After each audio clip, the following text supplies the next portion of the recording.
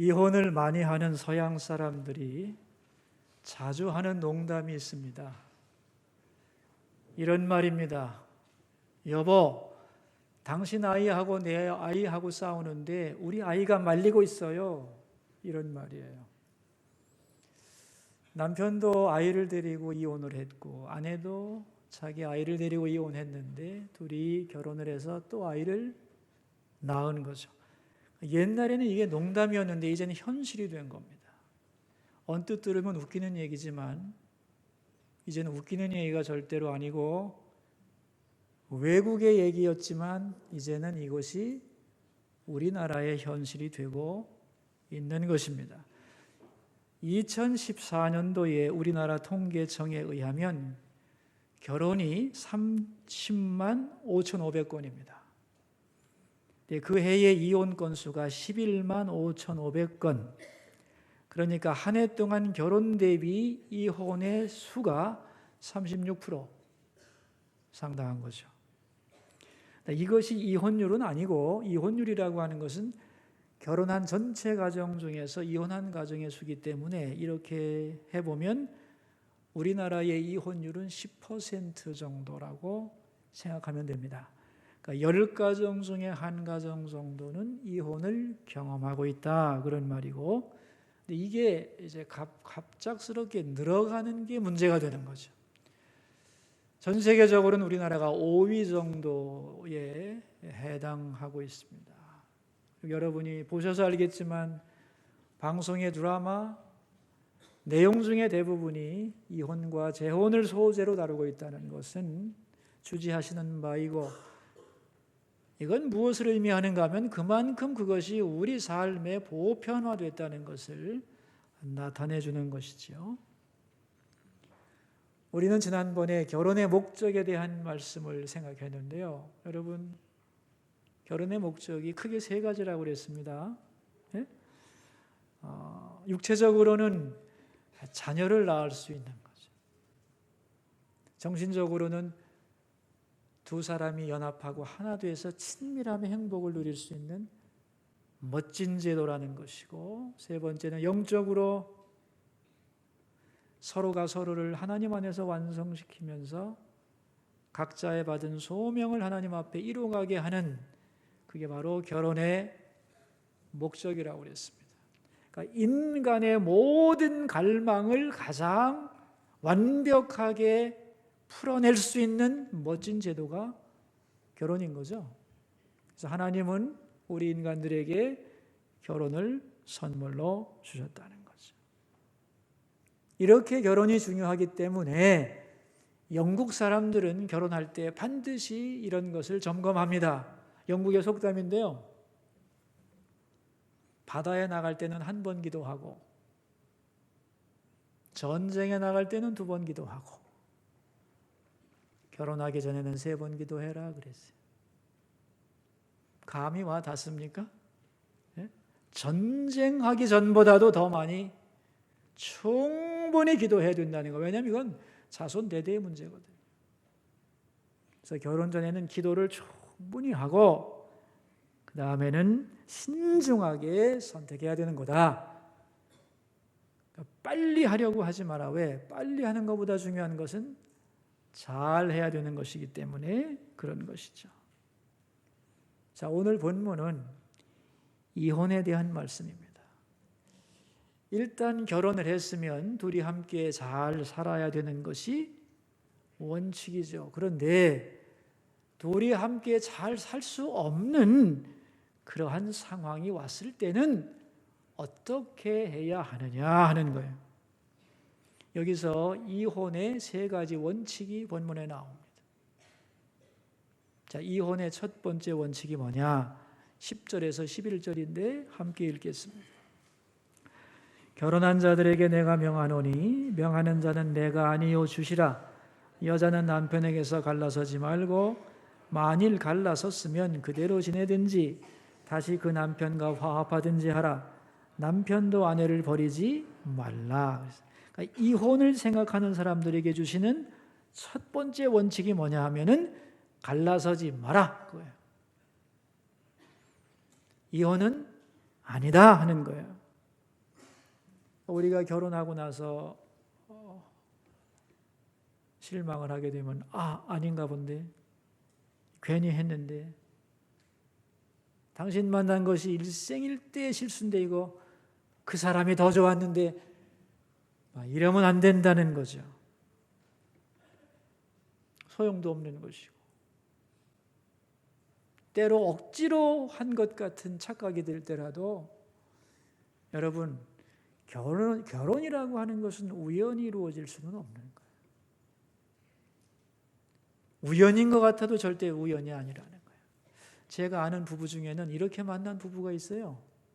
이 아가씨가 이 시내버스를 탔는데 이제 이게 손잡이를 안 잡고 이렇게 있는데 버스가 탁 쓰니까 덜컹하니까 뒤로 막 미끄러져 가지고 맨 뒤에 좌석에 있는 남자 무릎에 턱 앉았네. 이 아가씨가 얼마나 민망합니까? 그 순간에 버스가 쓰니까 뒤도 안 돌아보고 내린 거예요. 핸드백을 두고 내린 거야. 여기 남자가 핸드백 찾아주다가 그렇게 해가지고 결혼한 부부 있어요. 그 얘기 들으면서 참 어떻게 만나든지 이렇게 만날 수 있냐. 그렇게 우연히 만난 것 같지만 다 그 속에는 뭐가 있다? 하나님의 만나게 하신 은혜가 있는 것이다. 그러므로 이왕 결혼을 했으면 끝까지 하나가 돼서 살아라. 이게 원칙이라는 거예요. 이렇게 원칙, 기준을 딱 설정해 놓고 이제 자세하게 설명을 하고 있는 겁니다. 12절과 13절을 읽어볼까요? 그 나머지 사람들에게 내가 말하노니 이는 주의 명령이 아니라 어떤 형제에게 믿지 아니하는 아내가 있어 남편과 함께 살기를 좋아하거든 그를 버리지 말며 어떤 여자에게 믿지 아니하는 남편이 있어 아내와 함께 살기를 좋아하거든 그 남편을 버리지 말라. 상대방이 나와 함께 살기를 원한단 말이죠. 그렇다면 가능하면 함께 사는 게 좋다는 거예요. 왜냐하면 14절 때문에. 14절 읽습니다. 믿지 아니하는 남편이 아내로 말미암아 거룩하게 되고 믿지 아니하는 아내가 남편으로 말미암아 거룩하게 되나니 그렇지 아니하면 너희 자녀도 깨끗하지 못하니라. 그러나 이제 거룩하니라. 아내 때문에 남편이 거룩해질 수도 있고 남편 때문에 아내가 거룩해질 수도 있다는 거예요. 자녀는 물론이고. 이게 무슨 소리냐 하면은 가족들은 아무도 안 믿는데 나 혼자 믿었다 이거죠. 그럼 나가 믿은 것 때문에 내 남편이나 아내나 자식이 거룩하게 될 수 있다 없다? 거룩하게 될 수 있다는 거예요. 이걸 16절에는 뭐라고 했냐면 구원받을 수 있는 가능성이 열린다 그랬어요. 그러니까 다른 가족들이 배우자가 나하고 함께 살기를 원한다면 그 사람이 예수 믿지 않고 나와 종교가 다르다 할지라도 가능하면 함께 살라는 거예요. 왜냐하면 가족에 대한 영적 책임이 있기 때문에. 여러분 그런 가정 많이 있잖아요. 그죠? 자, 이럴 때는 어떠한 자세를 가지고 살아야 되느냐 하면은 선교사의 자세를 가지고 살아야 되는 겁니다. 하나님이 나를 이 가정에 보내셨다. 선교사로 보내셨다. 여기가 내 선교지다. 이런 마음을 가지고 살라는 거죠. 내가 외국에 나가 선교하지 못해도 믿지 않는 이 가정에 왔으니 하나님 잘 섬기면서 가정 복음화 힘쓰겠다고. 하나님 바라보며 열심히 살면 그것이 가정생활이지만 거룩한 사역이 충분히 될 수 있다. 그런 말입니다. 이제 이혼을 하겠다고 생각하는 분들을 놓고 조사를 하는 통계에 보면은 왜 이혼하려고 하지요? 그러면 첫 번째 나오는 게 뭐냐면 이 사람하고는 성격이 전혀 안 맞아요. 이제 이게 제일 많이 나오는 말이에요. 근데 여기에 대한 반론이 뭔지 아세요, 여러분? 그 사람하고 성격이 안 맞는다고요? 전에는 더 안 맞았는데 5년 전에는 더 안 맞았잖아요. 10년 전에는 더 안 맞았죠. 산세월만큼 닮은 게 이 꼴이거든. 처음 만났을 때는 전혀 달랐어요. 그죠? 세월을 빽해서 들어가면 더 안 맞았는데 그때는 또 어떻게 살았죠 그럼? 지금보다 더 안 맞은 그때는 무슨 힘으로 살았나요?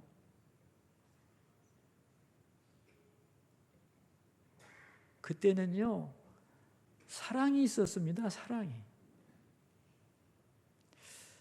저 남자 성질 급한데 감당하기 어려울 거예요. 그러면은 괜찮아요. 제가 부드러운 마음으로 감싸 안아주지요. 뭐 이런 마음이 있었다는 거야. 그래서 지금보다 훨씬 달랐지만 그래도 살아갈 수 있었는데 지금 와서 하는 말, 도저히 저 사람하고 안 맞아요 라고 말한다는 거예요. 그럼 내 생각에는 저 사람이 많이 변질된 것 같지만 객관적으로 테스트를 해보면 그 사람은 옛날 그 사람하고 똑같은 거예요. 변한 건 뭐예요? 저 사람이 많이 변해서 책임을 저 사람에게 돌려야 될 것 같지만 엄밀하게 따지고 보면 내 사랑이 식은 것밖에 변화가 없어요. 아멘 해보세요. 궁극적으로 성격의 차이를 말할 때 먼저는 내 사랑의 변화를 체크하라는 거예요. 두 번째, 나는 참고 살고 싶은데 저 상대방에게 환멸을 느꼈다는 거예요. 근데 이 가정문제 전문가들은 환멸이라는 말을 아주 중시합니다. 환멸이 무슨 뜻인가요? 환상이, 멸, 깨져버렸다 그런 얘기예요. 여러분도 그런 경험 있으시죠? 없는 척 하시네요. 예? 결혼할 때는요, 뭔가에 씌어서 하는 거예요. 근데 결혼하고 나면 상대방의 실제 모습이 보여. 그러면 환상이 깨지죠. 맞죠? 그러니까 모든 부부는 반드시 뭘 경험하게 되느냐? 환멸을 경험하게 되어 있는 거예요. 아닌 사람 이렇게 해보세요. 모든 부부는 반드시 환멸을 느끼게 됐어요. 상대방에게. 문제는 그 환멸을 느끼는 순간에 어찌 해야 되느냐는 거예요. 자, 여러분, 환멸을 느낀다는 건 환상이 깨졌다는 뜻이죠. 그럼 이제 뭘 봐야 돼? 환상이 깨졌으니까 현실로 돌아와야죠. 그죠? 그렇잖아요. 근데 환상이 깨지는 순간에 또 다른 환상을 붙잡는 게 문제지. 여러분 보세요. 내가 남편하고 싸워. 그럼 우리 생각에는 나하고 저 상대방 남편과의 싸움이라고 생각하지만 엄밀하게 말하면 내 상상의 남편과 진짜 남편이 싸우는 거예요. 내 남편은 이래야 되는데 말이야. 실제 남편은 안 그렇거든. 두 남자가 싸우는 거죠. 싸움은 내가 붙인 거고. 내 속에서 상상의 남편은 외모가 장동건만큼은 돼야 되는 거예요. 예? 배용준 씨만큼 부드러워야 되는 거예요. 그런데 실제 남편은 전혀 그렇지가 않은 거예요. 그럼 중요한 게 뭐예요? 현실이 뭐예요? 현실은 이 남자죠. 맞습니까? 그럼 현실을 선택해야죠. 아니, 바꿔놓고 생각해 보세요. 그쪽도 나한테 환멸 느꼈을 거 아니에요. 그죠? 그리고 내가 상상하는 그 사람이 날 받아준대? 내가 좋아하는 그 사람이 내 차지가 되겠냐고, 그게. 예? 그러니까 현실로 돌아와야 되는 거예요. 그래서 이 결혼에서 말입니다. 현실로 돌아오는 작업이 굉장히 중요한 작업이에요. 제가 두 가지 얘기했어요. 자기 책임이 상당히 크다는 것과 현실성을 가지라는 거예요. 또한 이제 얘기해 보면 헤어질 이유가 이렇게 해서 헤어질 이유를 많이 거론하는데 반대로 함께 살아야 할 이유를 열거하면 더 많아집니다. 복잡한데 다 그만두고 혼자 살지. 그런데 혼자 살기가 쉬우냐? 쉽지 않은 거예요. 혼자 살려고 하는 에너지를 가지면 그 에너지 반만 가지고도 둘이 사이좋게 살 수 있는 거예요. 대부분의 부부의 관계는 그렇다는 거예요. 어떤 일 때문에 화가 굉장히 날 수도 있어요. 그죠? 그러나 그 시간이 지나면 화도 가라앉고 다른 각도에서 해석할 눈이 열리고 세월이 가다 보면 미운 정도 드는 거다 그런 말이에요. 그러므로 이런저런 이혼의 조건들이 거론되지만은 그러나 조급하게 이혼하면 안 된다는 거예요. 충분히 시간을 가지고 인내하면서 가능한 헤어지지 않도록 하는 것이 첫 번째 원칙이다 그랬어요. 아멘이죠? 근데 그렇게 했어요. 그런데도 함께 살기가 어려워질 수 있다는 거죠. 그럴 때는 이런 경우에는 이혼해라 그랬어요. 그게 뭐냐? 15절입니다. 읽습니다. 혹 믿지 아니하는 자가 갈리거든 갈리게 하라.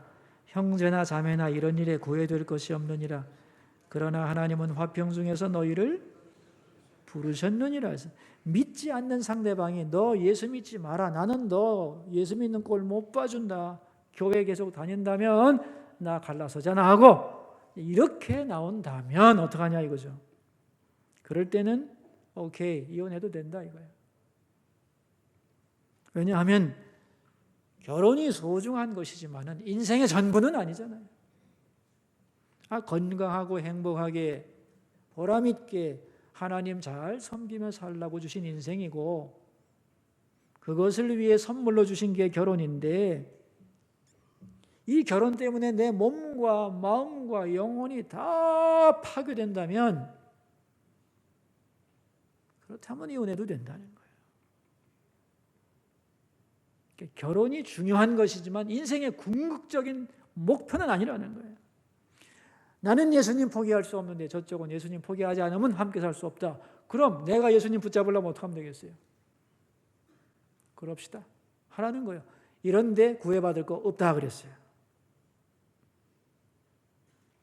오늘 본문은 두 가지만 얘기하는데 성경에는 한 가지 원칙이 더 있어요. 마태복음에 나옵니다. 5장에 나오고 19장에 나와요. 우리 하나만 찾아볼까요? 마태복음 19장 9절입니다.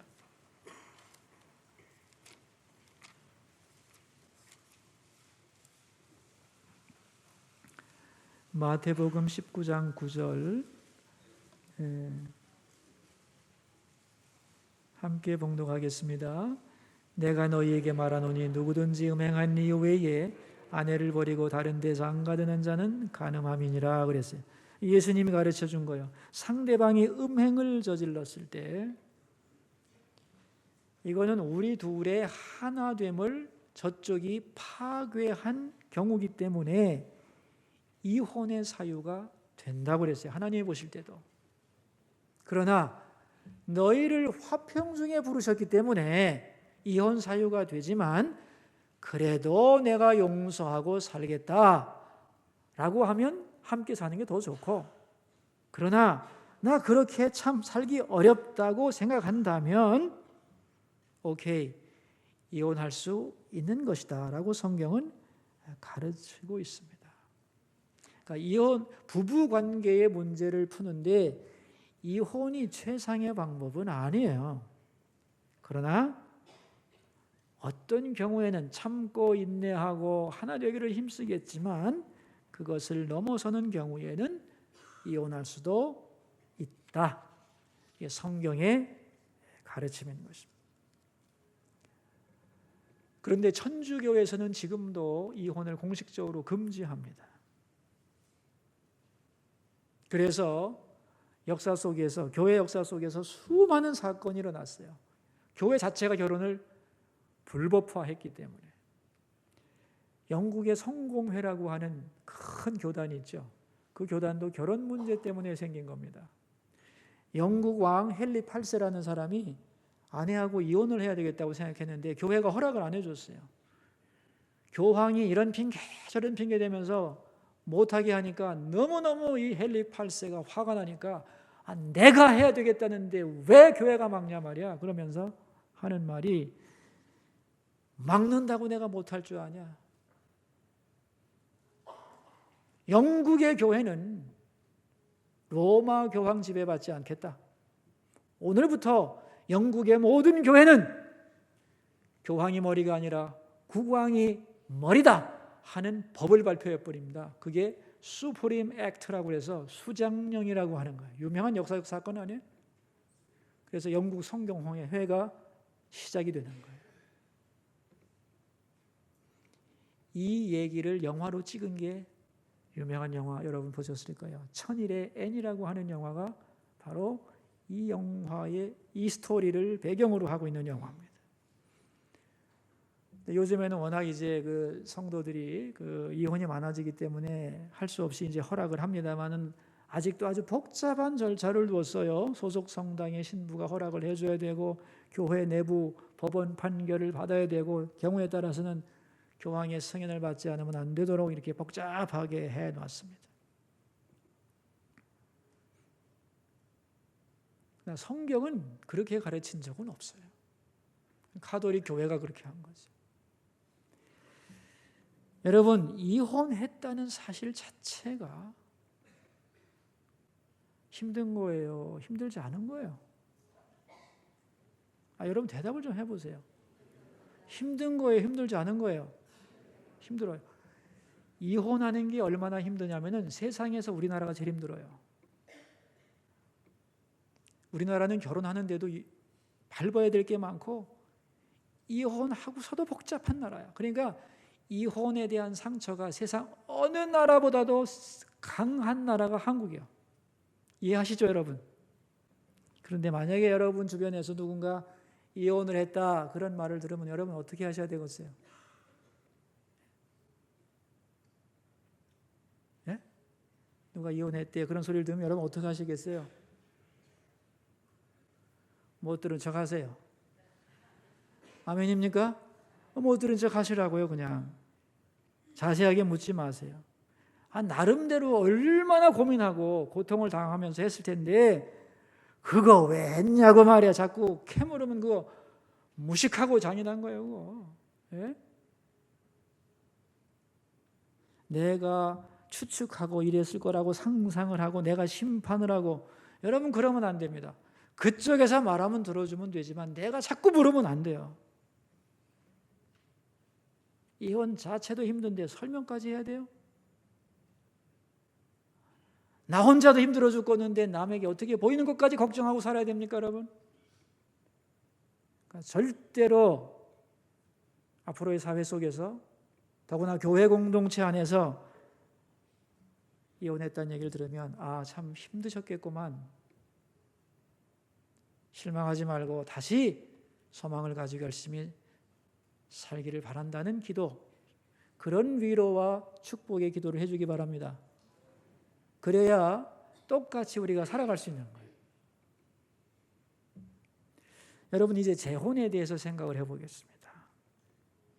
미국의 어떤 교회에서 있었던 일인데 아주 큰 교회예요. 여러분 아마 얘기해도 알 거예요.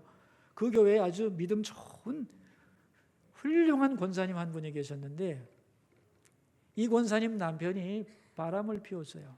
그래가지고 살림을 차렸는데 애까지 낳아버렸어요. 그리고 부인한테 이혼해달라고 윽박질렀어요. 어떡하겠어요? 하고 싶지 않았지만 해줬지 뭐. 이미 물 건너 갔는데 뭐. 그리고 5년이 흘렀어요. 근데 가족들이 보니까 참 이 권사님이 가족들이 볼 때는 안쓰럽잖아요. 그러니까 재혼을 하라고 권면을 했어요. 근데 본인도 이 5년을 지나면서 마음을 이렇게 의지하고 싶은 분이 생겼어요. 저분이면 괜찮겠다 싶어가지고 재혼할 마음을 가지고 목사님께 상담을 했어요. 그랬더니 목사님이 뭐라고 그랬느냐? 재혼하고 싶습니다. 그랬더니만 안 됩니다, 권사님. 성경에 절대로 이혼하지 말라고 그랬습니다. 아니 목사님, 이혼은 그쪽에서 일방적으로 하자고 그런 거예요. 지금 우리는 남입니다. 그랬더니 그래도 안 됩니다. 세상 법으로는 이혼했지만 하나님의 법으로는 이혼이 안 됐습니다. 그러므로 권사님은 영적으로 남편이 있는 몸입니다. 재혼하면 죄를 짓는 겁니다. 이게 카톨릭의 논리거든. 이걸 그대로 말한 거예요. 그대로. 이 권사님이 참 상처를 받았죠. 힘들고. 근데 교회를 너무너무 사랑하는 분이라서 이런 상황 속에서 내가 재혼을 하면 교회 덕이 안 되겠다 생각을 하고 혼자 살겠다고 포기를 했어요. 그래서 마음이 있던 그 남자분도 이제 이쪽에서 이렇게 나오니까 포기하고 다른 여자분을 만나서 재혼을 하셨어요. 그 사건이 있으니 제가 한 3개월 후에 이분을 만났어요. 그 얘기를 듣고 제가 얼마나 속으로 참 깝깝하고 화가 났는지 모릅니다. 성경을 제대로 알고 말하지. 성경에 명백하게 확실한 내용이 있는데 그것도 모르고 그걸 어떻게 이렇게 금지시켜서 다른 사람의 인생을 금가게 하나? 그런 화가 난 적이 있습니다, 여러분. 제가 한번 물어보겠습니다. 성경적으로 재혼할 수 있나요? 네? 성경적으로 재혼할 수 있을까요? 이게 대답을 안 하면 어떡해요? 아니, 누가 여러분에게 물었는데 여러분이 교회 다니죠? 장로님이라면서요. 성경에 재혼할 수 있어요? 그러면은 언제까지 이러고 살 거예요, 이게? 대답을 하고 틀리면 틀리고 맞으면 맞는 거지 말이지. 정확하게 배우면 돼요. 여러분, 재혼할 수 있죠. 아니, 사별을 했거나 이혼해서 홀몸이 됐을 때는 재혼을 할 수 있죠. 그런데 이제 여기서 재혼의 3가지 원리가 있어요. 자, 내가 혼자 됐는데 재혼을 앞에 둔 사람이 생각해야 될 3가지 조건이 있는데 첫째가 뭐냐? 40절이에요. 40절 읽습니다. 그러나 내 뜻에는 그냥 지내는 것이 더욱 복이 있으리로다. 나도 또한 하나님의 영을 받은 줄로 생각하노라. 재혼하고 싶으냐? 첫째가 뭐예요? 뭐라고 그러겠어요? 그냥 지내는 게 더 좋다 그랬어요. 왜냐하면 여러분, 결혼을 새로 해서 막 새로 한다는 게 이게 말이 그렇지 보통 피곤한 일입니까? 옛날에는 모르고 했지. 그러니까 이게 웬만하면 그냥 혼자 사는 것도 좋다는 거예요. 얼마나 더 산다고 막 지금 새로 시작해가지고 복잡한 과정 다 하게, 웬만하면 혼자 사는 게 좋다고 전제를 깔아놓고 시작하는 거예요. 그게 기초고, 그러나 그래도 내가 재혼을 해야 되겠다 한다면 다음 단계가 있어요. 재혼의 2번째 원리인데, 그래도 재혼하고 싶다면 39절이에요. 읽습니다. 아내는 그 남편이 살아있는 동안에 매어 있다가 남편이 죽으면 자유로워 자기 뜻대로 시집갈 것이나 주 안에서만 할 것이니라. 뭐라고 그랬어요? 재혼을 하는 거 좋은데 반드시 어떻게 해라? 주 안에서 해라 이거야. 주 안에서 하든지 아니면 첫 번째 남편과 다시 합해도 돼요. 11절을 보세요. 11절. 이게 권장사항이에요. 11절. 만일 갈라섰으면 그대로 지내든지 다시 그 남편과 화합하든지 하라 그랬어요. 그러니까 헤어진 남편과 다시 결합을 하든지 아니면 다른 남자하고 할 때는 반드시 누구하고 하라? 주 안에 있는 성도와 결혼을 해라 그런 얘기죠. 왜냐하면은 이제 힘든 고비 지나고 다시 인생의 남은 생을 살아가야 되겠는데 예수도 안 믿는 사람하고 뭘 위해서 살겠다는 거냐 이런 얘기죠. 물론 잃어버린 세월, 인생에서 못 따본 재미를 볼 수도 있지만 그게 삶의 목적 다는 아니잖아요. 그죠? 그래서 여기서 3번째 더 중요한 궁극적인 원리가 나와요. 그게 뭐냐? 35절입니다. 35절 읽습니다. 내가 이것을 말하면 너희의 유익을 위함이요 너희에게 올무를 놓으려 함이 아니니 오직 너희로 하여금 이치에 합당하게 하여 흐트러짐이 없이 주를 섬기게 하려 함이라. 흐트러짐이 없이 주를 섬기는 게 목적이에요. 여러분, 혼자 사는 게 쉽지 않아요. 어려워요. 혼자 살다 보면 몸과 마음과 영혼이 흐트러질 수가 있어요. 그리고 이것 때문에 근심되고 저것 때문에 두렵고 이것 때문에 시달리고 부자유할 수 있고 그렇다는 거예요. 그래서 혼자 살기도 만만치 않은 것인데, 그래서 새 사람을 만나는 건 좋은데, 자, 이제 새 사람 만나서 뭐 하려고? 뭐 하려고요? 흐트러짐이 없이 주님을 잘 섬기는 인생을 살아가는 데 도움이 된다면 그 사람하고는 해도 되겠다. 아멘이죠? 그러니까 재혼을 하겠다 생각하면 반드시 이걸 점검해야 되는 거예요. 상대방이 크리스찬인가를 생각해야 되는 거죠. 왜냐하면 내가 지금 신앙생활이 얼마나 중요한 건데 이 신앙생활 팔아먹고 새 남자 만날 수는 없는 거 아니에요. 더 나아가서 이 사람이 크리스찬이어야 되고, 이 사람이 이혼한 사람이라면 이혼했을 때 이 사람이 이혼의 원인을 제공한 죄를 가지고 있다면 그 죄를 이 사람이 청산했어야 돼요.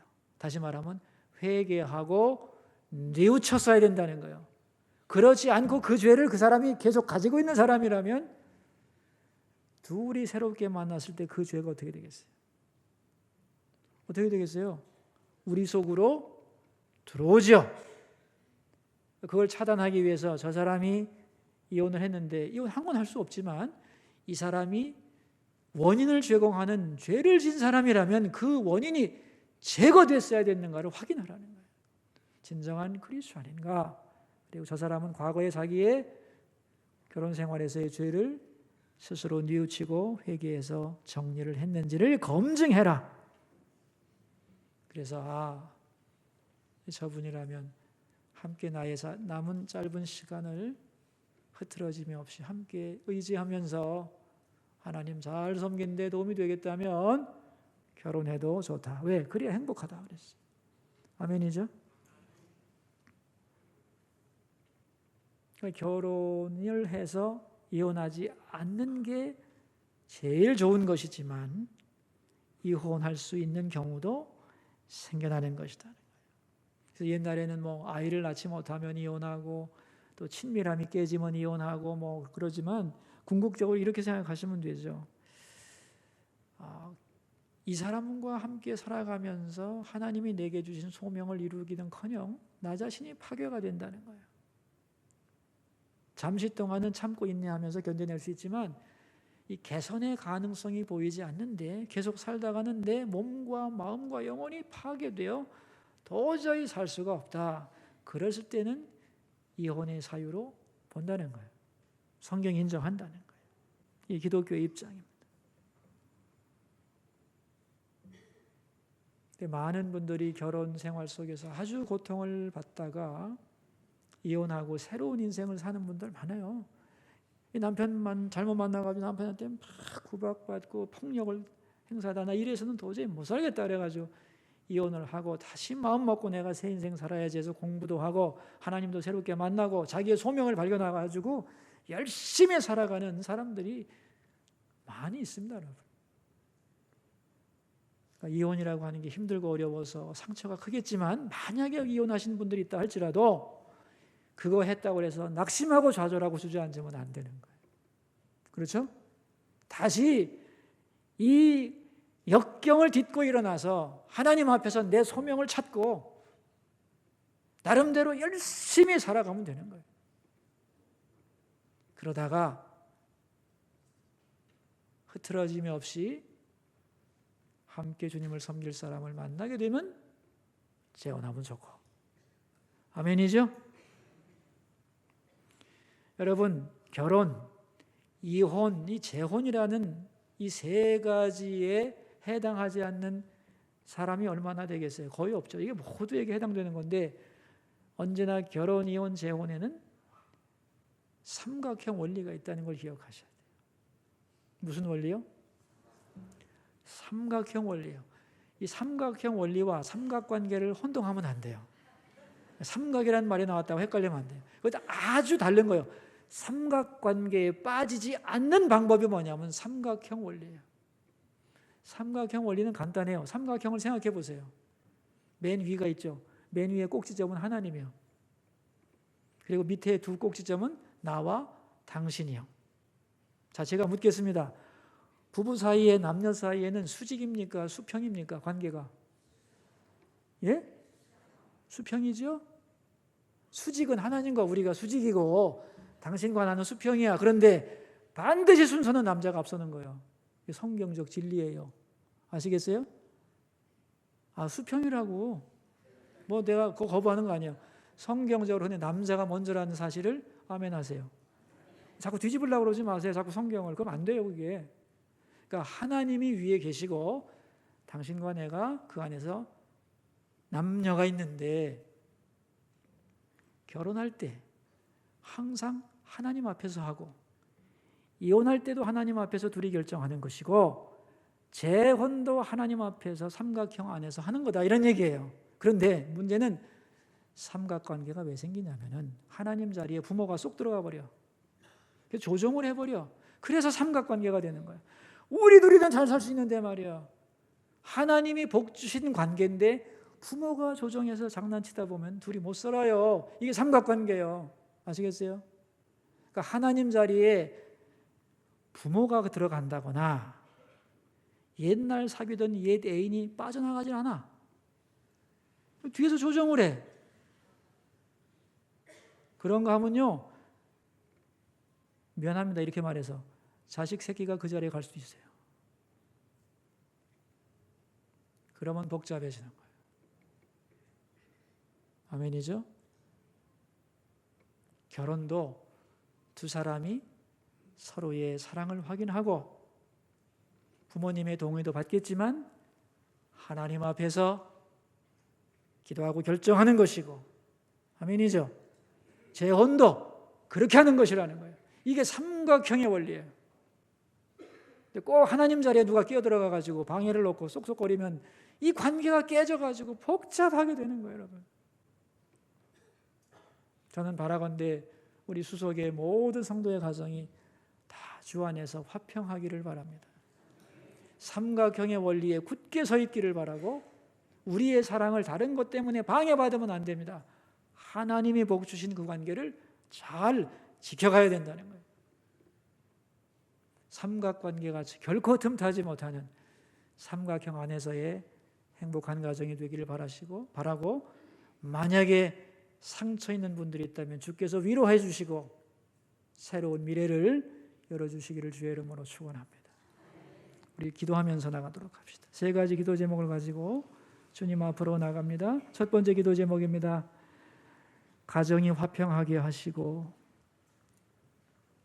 가족 중에 혹시라도 이혼의 상처가 있는 분들이 있다면 하나님 그들을 위로해 주시고 넉넉히 이기고 남은 인생을 보람있게 살도록 좋은 길 열어주소서. 기도하겠습니다. 은혜로우신 하나님 아버지, 오늘 이혼과 재혼의 말씀을 나누었습니다. 가정을 이룬 부부들이 하나 되어 끝까지 사는 게 하나님 원하시는 거지만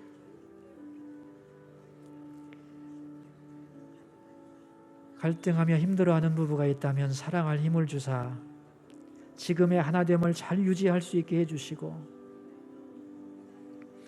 만약에 서로 헤어져 상처를 가지고 있다면 주님 이제 하나님이 위로해 주셔야겠습니다.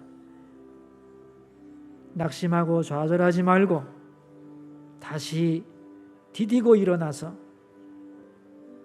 남은 인생을 보람있게 하나님 보시기에 아름답게 살아갈 수 있도록 새 길을 열어 주옵소서. 두 번째 기도 제목입니다. 지난 주일 수서교회를 방문한 분들에게 하나님을 만나는 은혜를 주시고 계속 그들을 위해 기도하는 우리가 되게 해주소서. 기도하겠습니다. 하나님 아버지, 지난 주일 새생명 축제를 통하여 수서교회를 방문한 분들이 있습니다. 참 어렵게 아버지의 집에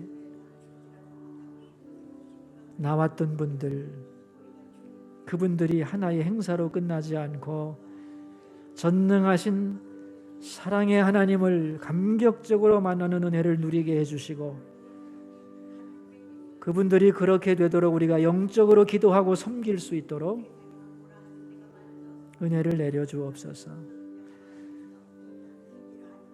세 번째 기도 제목입니다. 선거를 위해서 우리 기도하겠습니다.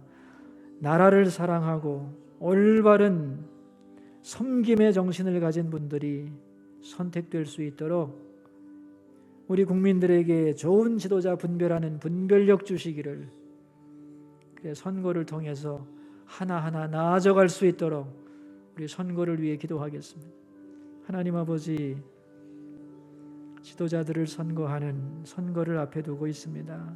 모두가 다 나를 찍으라고 그렇게 몸부림을 치지만 정말 이 나라 대한민국을 진심으로 사랑하고 올바른 정신을 가지고 국민들을 섬기려고 하는 참 지도자들이 누군지를 확실히 드러내 주시고 우리 국민들에게 분별력을 주셔서 꼭 뽑아야 할 사람 잘 뽑게 하시고 절대로 뽑지 않아야 될 사람 뽑아놓고 힘들어하는 일이 없도록 주님이 선거에도 주님의 은혜를 베풀어 주옵소서.